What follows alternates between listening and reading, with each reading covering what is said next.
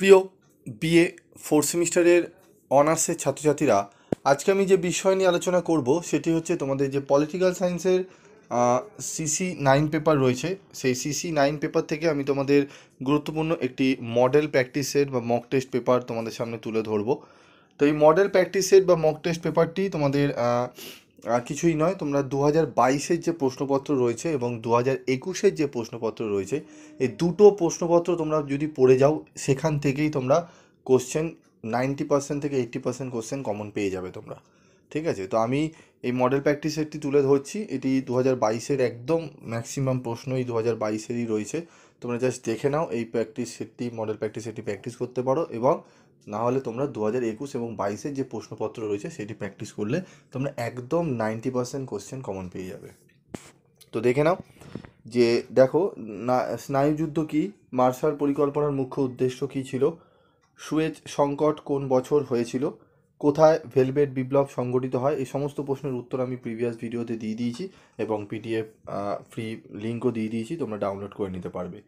উমা হচ্ছে দেখো, নাটো কোন সালে প্রতিষ্ঠিত হয়, প্যান আফ্রিকানিজম এর কেন্দ্রীয় ধারণাটি কি, 1992 সালের ম্যাস্ট্রিট চুক্তির একটি প্রধান উদ্দেশ্য উল্লেখ করো, ব্রিক্স এর পূর্ণ রূপ কি, গ্লাসনস্ত নীতির প্রবর্তক কে করেছিলেন, ওপেকের দুটি সদস্য রাষ্ট্রের নাম উল্লেখ করো, 1972 সালের সিমলা চুক্তির কেন্দ্রীয় বিষয় কী ছিল, রোটি বেটিকা রিস্তা কোন দুটি রাষ্ট্রের সম্পর্কে বোঝায়, 2007 সালের ভারত ভুটান শান্তি ও মৈত্রী চুক্তির একটি গুরুত্বপূর্ণ বিষয়কে চিহ্নিত করো, শ্রীলঙ্কার বর্তমান আর্থিক সংকটে শ্রীলঙ্কার নাগরিকদের জন্য ভারতের সহায়তার একটি উদাহরণ দাও, স্থিতিশীল উন্নয়ন বলতে কী বোঝো।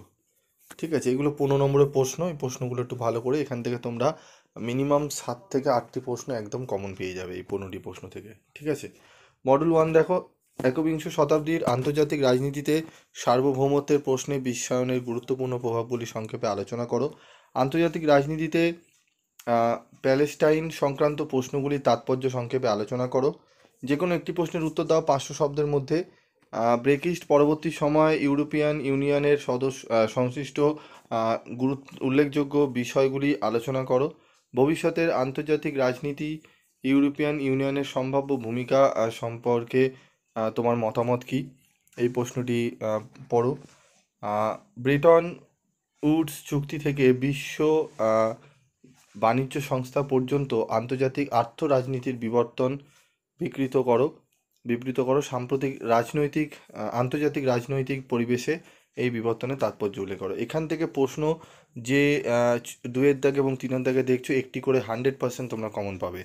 2-এর দাগের ক এবং খ থেকে একটি প্রশ্ন কমন পাবে, 3-এর দাগের ক এবং খ থেকে একটি প্রশ্ন।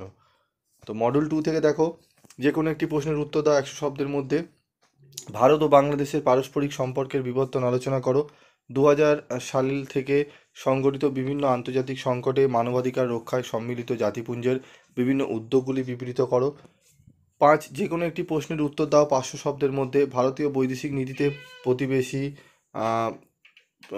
প্রথম কিভাবে নেপাল, ভুটান এবং শ্রীলঙ্কার সঙ্গে সম্পর্কে প্রতিফলিত হয়েছে তা আলোচনা করো, বাস্তব রাজনীতির প্রেক্ষিতে ভারত ও পাকিস্তানের সম্পর্ক আলোচনা করো। এই যে প্রশ্নপত্র বা প্রশ্নগুলো বললাম, এগুলো ভালো করে প্র্যাকটিস করে যাও।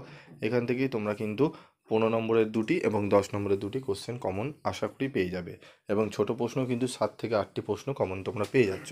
তাহলে এখান থেকে তোমাদের কিন্তু মিনিমাম 80% কোশ্চেন তোমরা কমন পেয়ে যাবে। আজকের মতো ভিডিওটি শেষ করব, দেখা হবে পরবর্তী ভিডিওতে।